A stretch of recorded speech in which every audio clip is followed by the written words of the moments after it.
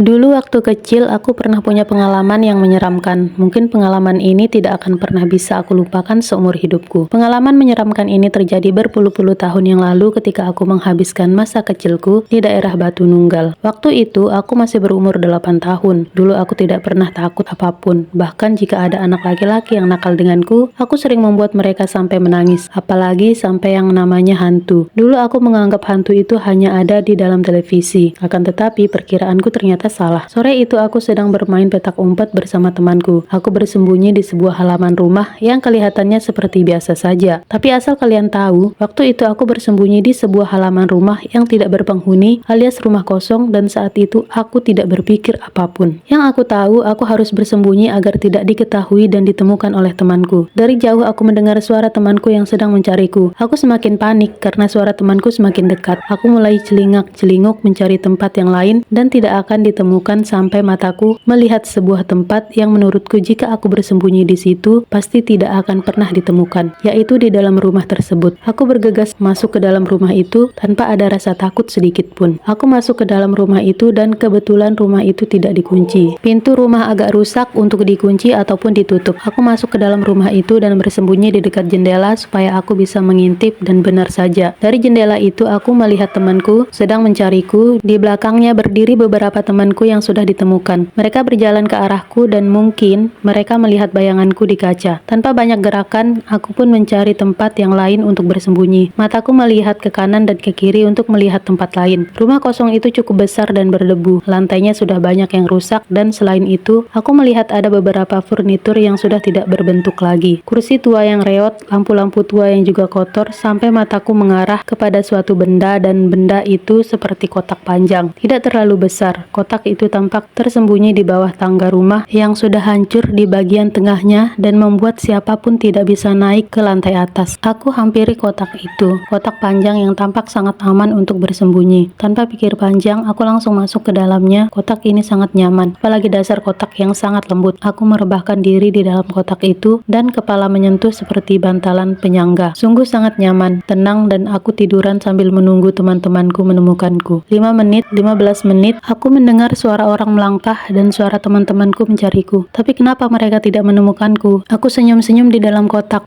panjang itu yang di dalamnya seperti kasur, dan perlahan mataku terkantuk. Aku pun tertidur di dalam kotak itu. Sampai astaga, aku terbangun kaget. Entah berapa lama aku tertidur di dalam kotak itu. Udara di dalam kotak itu semakin pengap dan aku mulai merasakan kedinginan. Tanganku mendorong kotak penutup itu dan kotak yang aku tiduri itu tidak bisa terbuka. Aku terus mendorong dan memukul-mukul kotak itu. Di tengah kepanikan tersebut, aku mendengar seperti suara orang sedang menangis. Suara tangisan seorang perempuan, tapi aku tidak tahu dari mana asalnya. Dan aku terus mendorong kotak. Waktu itu, aku mengira suara tangisan itu berasal dari luar kotak. Tapi ternyata bukan. Suara itu berasal dari dalam kotak ini. Dan benar saja, ketika aku mulai menyadari, ternyata di bagian bawah kotak ini bukanlah busa, melainkan aku tidur di atas tubuh seorang manusia. Aku bisa merasakan bagian-bagian tubuhnya. Perlahan aku melihat ke bagian atas dan seraut wajah menyeramkan muncul. Wajah itu berwarna gelap dan sangat menyeramkan. Wajah tersebut tertutup sebuah kain putih dengan bagian atas yang terikat. Aku kemudian memperhatikan mukanya yang lebam dan tiba-tiba mata makhluk itu terbuka lebar dan dia menatap ke arahku. Aku tidak tahu jam berapa. Aku juga tidak tahu apakah temanku masih berada di rumah ini, dan aku terus teriak minta tolong. Suasana di dalam kotak ini gelap, tapi kenapa wajah menyeramkan itu bisa terlihat jelas olehku? Samar-samar aku mendengar suara orang menangis lagi. Kali ini lebih terdengar karena memang suara tangis itu berasal dari tubuh yang berada tepat di bawah tubuhku. Aku terus mendorong kotak itu, lalu suara tangis itu terdengar lebih kencang, namun kotak ini masih belum mau terbuka. Aku memejamkan mata. Seketika suasana menjadi hening. Aku mulai menggerakkan bibirku, mulai membaca doa sambil dengan sekuat tenaga, dan dengan satu tendangan akhirnya kotak itu terbuka. Suasana dalam rumah ini sangat gelap. Sepertinya aku sudah tidur dalam beberapa jam. Aku membuka pintu dan benar saja memang sudah malam. Aku tidak tahu berapa lama aku tertidur di dalam kotak. Cahaya bulan menembus pintu rumah itu dan cahaya langsung menyinari kotak tempat aku bersembunyi tadi. Lalu kotak tempat aku bersembunyi itu adalah peti peti untuk orang mati. Kemudian kotak itu bergerak-gerak dan dari kotak itu muncul sesosok makhluk yang tadi bersamaku di dalam kotak. Sekujur tubuh makhluk itu terbungkus kain kafan putih dengan muka yang lebam dan mata yang sudah terlihat hanya bulatan hitam. Aku terus berlari dan dalam hitungan detik dia sudah ada di hadapanku dan aku terus berlari melewati makhluk itu. Sepertinya dia terus mengejarku. Setelah berhasil keluar dari rumah itu, aku sangat kaget ketika aku sampai di rumah. Ibu menyambutku dengan tangis histeris sambil memeluk aku dan bertanya terus-menerus dari mana aku, kemana saja aku, sudah makan atau belum. Tapi aku hanya terdiam melihat pemandangan itu. Abangku pun lalu memeluk aku dan ayahku berkali-kali sujud syukur. Lalu setelah aku sedikit remaja, ibuku lalu bercerita kalau waktu itu aku sudah hilang berhari-hari dan ibu sempat menanyakan semua teman-temanku dan kata mereka aku sempat masuk ke dalam rumah kosong itu dan dari situ aku baru tahu kalau hantu itu ada dan katanya aku disembunyikan oleh mereka. Aku masih sangat ingat dari kejadian masa kecilku. Peti mati dan rumah kosong itu sampai sekarang aku masih tinggal di Batu Nunggal. Bahkan setiap hari aku masih sering lewat di depan rumah itu. Kadang bayangan akan makhluk itu selalu hadir ketika aku melewati rumah itu.